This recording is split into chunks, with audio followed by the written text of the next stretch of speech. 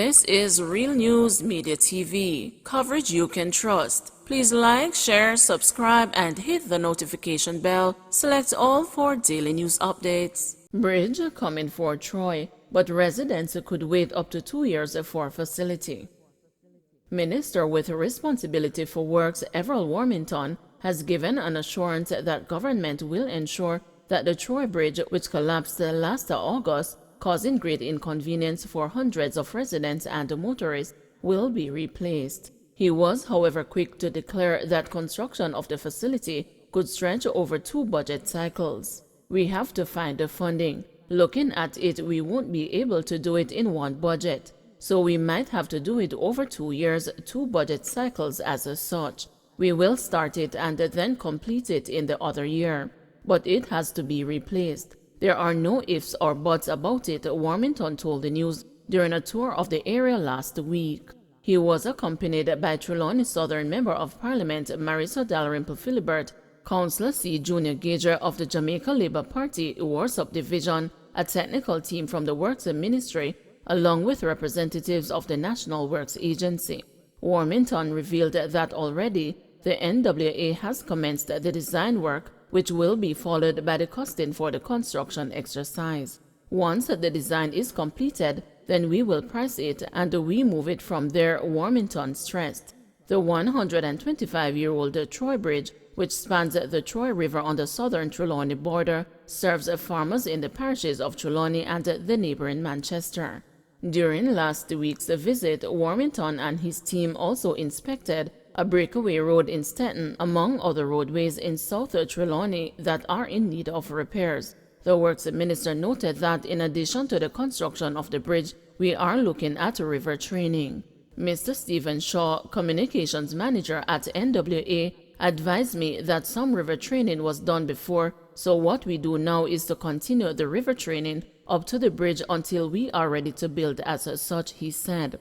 The minister's visit brought relief not only to Dalrymple Philibert and Gager, but to Manchester North Western Member of Parliament Michael Phillips, who later joined the party. Phillips has long drawn attention to the plight of residents and motorists since the bridge collapsed. Last week he noted that he was mindful of the financial constraints faced by the country at this time, as he welcomed the Works Minister's commitment to replace the bridge. I am happy that the minister came to view the bridge. I didn't want it to be as if I was complaining in a vacuum about the Troy Bridge. I know that budget is tight, as we saw in the budget that was tabled in the House recently.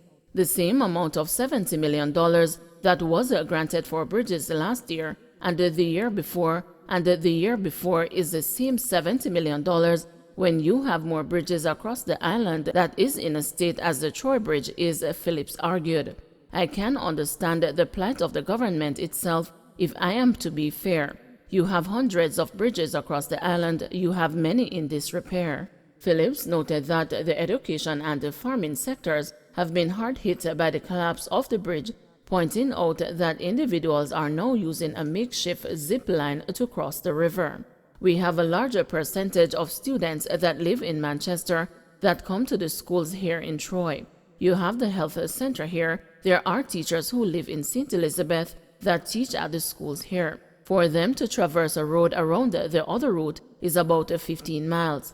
You're talking about additional petrol. You're talking about wear and tear on the vehicle, said Phillips, who is also the opposition spokesman on housing, transport, and works. He added, this is an economic route for farmers because you have farmers who farm in Manchester and Trelawney will go to Westmoreland, St. Elizabeth, and the St. James markets. They have to take a longer route around. Gager was also elated over the assurances given by Warmington during the tour of sections of the Trelawney Southern constituency. I am feeling blessed just knowing that at least the Warmington is given the parish and of course Troy in particular, and of course the breakaways by the roadside, he is looking favorably at them. It makes me feel very, very pleased and happy. I know we will have the necessary redress in the shortest time, said Gager. VTDI and NCTVET workers on strike again. Operations at the Vocational Training Development Institute, VTDI, and the National Council on Technical and Vocational Education and Training, NCTVET, have again been disrupted due to strike action by employees.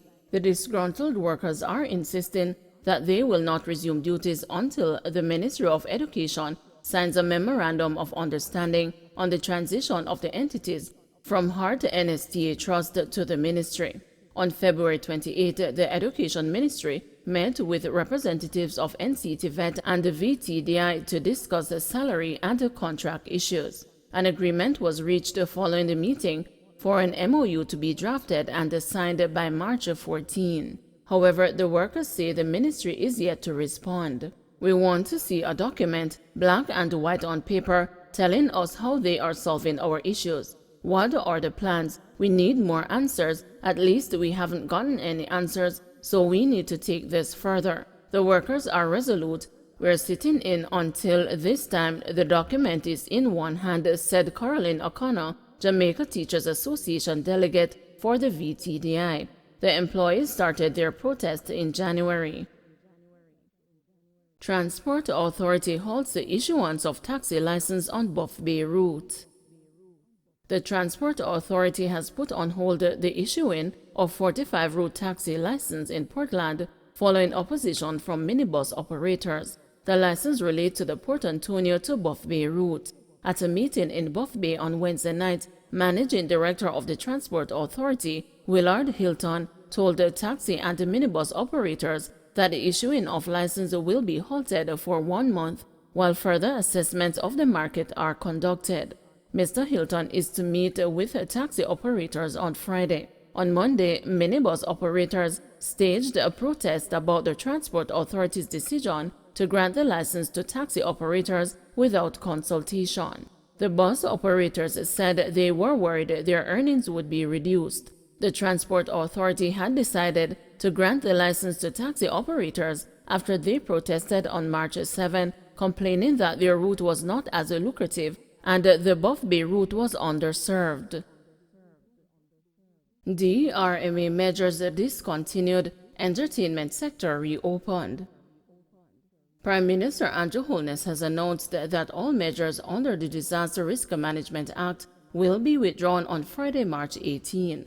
The DRMA measures include curfews and gathering limits. Mr. Holness made the announcement on Thursday afternoon while contributing to the budget debate in the House of Representatives, noting that Jamaica's COVID-19 deaths per million of population is 13% below the world average, excluding India and China. The Prime Minister touted his government for keeping the country safe. Our COVID-19 deaths per million of population is 13% below the world average, excluding India and China, and 23% below countries with a population of 1 to 10 million. We kept Jamaica safe from the worst effects of the virus.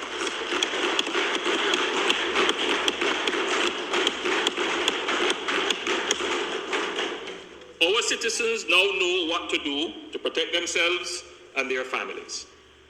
Madam Speaker, after 2 years of dexterously balancing lives and livelihood with executive powers under the DRMA, the orders have been gazetted. Effective tomorrow, March 18th, 2022, the order and all the measures therein under the Disaster Risk Management Act will be withdrawn. 19 arrested in St. Catherine operation. Some 19 persons were arrested during a joint police-military operation in Gordon Pen, St. Catherine. They remain in custody for processing. Meanwhile, the team recovered a Winchester rifle and arrested a man. It is reported that about 6 a.m., a house in the community was searched and the weapon seized. A man was apprehended and is expected to be charged. Man murdered at his gate in Rose Garden. A man was gunned down at his gate in Rose Garden in Kingston on Wednesday night. He is a 23-year-old Kemar Blair. His girlfriend was grazed by a bullet. It is reported that about 8 p.m., loud explosions were heard and Blair was found suffering from gunshot wounds. He was rushed to the hospital where he was pronounced dead. He was sitting right here and him get the shot them and him drop. Whole heap of shot him get.